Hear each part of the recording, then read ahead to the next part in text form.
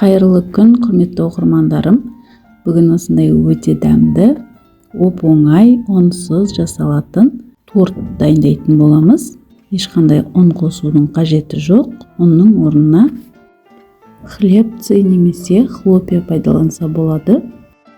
Ең алдымен менің каналымның ары қарай дамып, жылжуына атсалысып, каналыма тіркеліп, қоңыраушаны басып, комментарий бөліміне сұрақтарыңызды қоя қойыңыздар.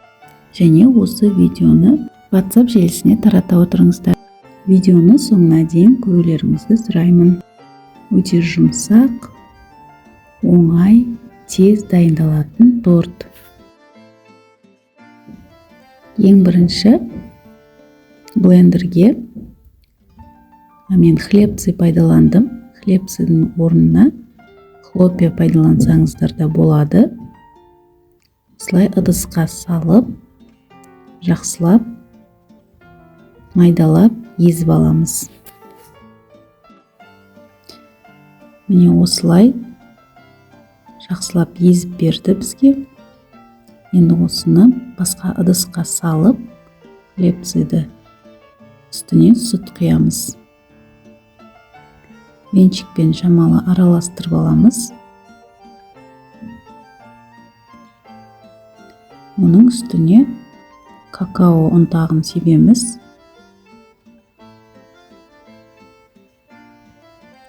Және қопсытқыш шамалы тұз қостым. Жақсылап араластырамыз. Енді 2 жұмыртқаны жарып салып, бір келкі масса шыққанша араластырамыз. Ендігі кезекте 2 банан жеткілікті. Осылай бөліп, вилканың көмегімен езіп аламыз. Енді осы езілген бананды массамызға салып, жақсылап араластырып аламыз. Міне бізде әдемі қою масса шықты.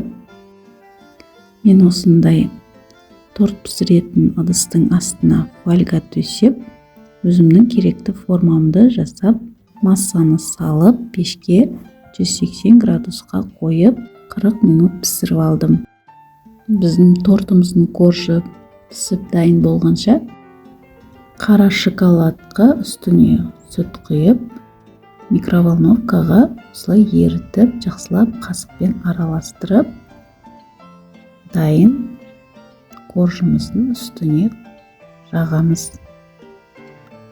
Ингредиентінің барлығын описание бөліміне қалдырамын.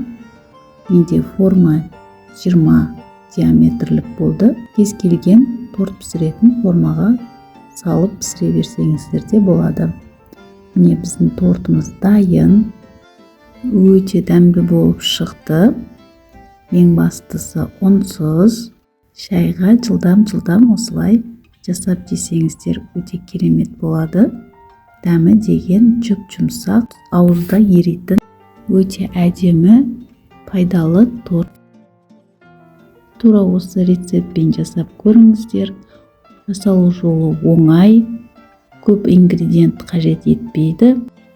Білесіздер, менің каналымда оңай, жылдам жасалатын тәттілердің, тағамдардың рецептері өте көп. Қазіргі сезонға байланысты банка жабу, салат жабу, компот жабу деген сияқты рецептерді көріп, менімен бірге дайындап көріңіздер.